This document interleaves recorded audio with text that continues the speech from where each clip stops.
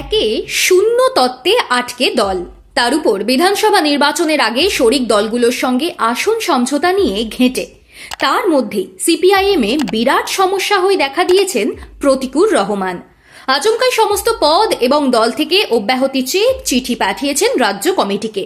তার দল ছাড়ার সিদ্ধান্তকে মানসিক দ্বন্দ্ব বলে ব্যাখ্যা করেছেন তরুণ নেতা।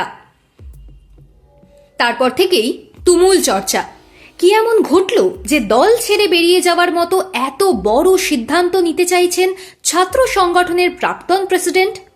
বিশেষ করে নির্বাচনের আগে তার সরে যাওয়া দলের সমস্যা এবং অস্বস্তি দুই বাড়িয়ে দিয়েছে। সিপিআইএমের অন্দরে মিসম্যানেজমেন্ট নিয়েও প্রশ্ন উঠে গিয়েছে। এই পরিস্থিতিতে প্রতিকুর কিন্তু একেবারের জন্য প্রকাশ্যে দল বিরোধী কোনো মন্তব্য করেননি, বরং তার চিঠি বাইরে বেরিয়ে গেলেও তিনি মিডিয়াকে বলেছেন তার যা সমস্যা রয়েছে তা তিনি দলকে অবগত করেছেন। তার পদত্যাগ করতে চেয়ে দেওয়া চিঠি প্রকাশ্যে বেরিয়ে আসুক তা তিনি চাননি, ফলে মিডিয়ায় তিনি কোনো মন্তব্য করবেন না, যা বলার দলকেই বলবেন।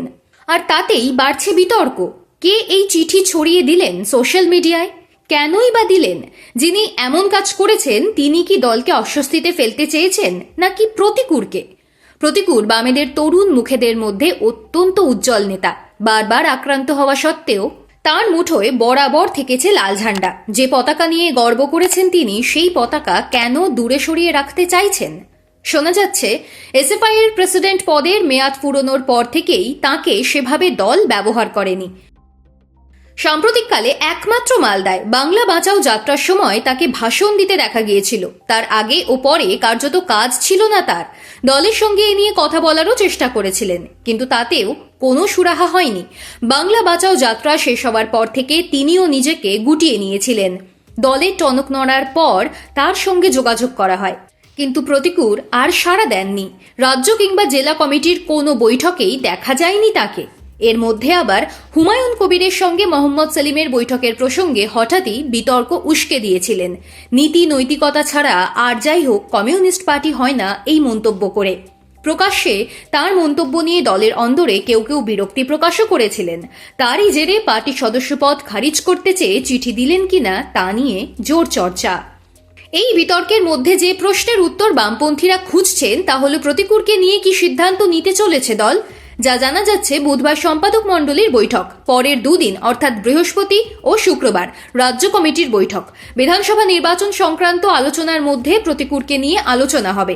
নির্বাচনের প্রাক্কালে প্রতিকুর অত্যন্ত স্পর্শকাতর ইস্যু হয়ে গিয়েছেন দলের। শোনা যাচ্ছে তাঁকে রাজ্য কমিটির বৈঠকে ডাকা হতে পারে। সিপিআইএমের নেতৃত্বের একাংশ প্রতিকুরের মতো সম্ভাবনাময় তরুণ নেতাকে হারাতে নারাজ। অতীতে সিপিআইএম ছেড়ে বেরিয়ে গিয়েছেন অনেকেই, কিন্তু তাদের সঙ্গে প্রতিকুরের ইস্যুকে মেলানো যাবে না। একটা অংশ মনে করছে প্রতিকুরের অভিমান হয়েছে দলের উপর, সেটা আলোচনার মধ্যে দিয়ে মেটানো যাবে। দল ছেড়ে প্রতিকুর তৃণমূলে যেতে পারেন এমন সম্ভাবনার কথা কেউ কেউ বলছেন, কিন্তু তাও নস্যাৎ করে দিচ্ছে অনেকেই। তাদের মতে প্রতিকুরের মতো লড়াকু ছেলে আর যাই হোক না কেন লাল ঝান্ডা ছেড়ে অন্য কোনো দল করবেন না। এই পরিস্থিতিতে প্রতিকূল পরিস্থিতি সামাল দেওয়ার চেষ্টা করছে দল, কিন্তু যা জানা যাচ্ছে তিনি এখনো দলের কারোর ফোন ধরেননি। দলের ভিতরে যারা তার বন্ধু তাদের সঙ্গে অবশ্য কথা বলেছেন। এই মুহূর্তে সিপিআইএমের টু ডু লিস্টে যেমন বিধানসভা নির্বাচন, আসন সমঝোতা, প্রার্থী বাছাই রয়েছে, তেমনই রয়েছেন প্রতিকুরও। মান ভাঙানো যাবে তরুণ নেতার, নাকি তিনি নিজের অবস্থানেই অনড় থাকবেন? দু একদিনের মধ্যেই মিলবে উত্তর।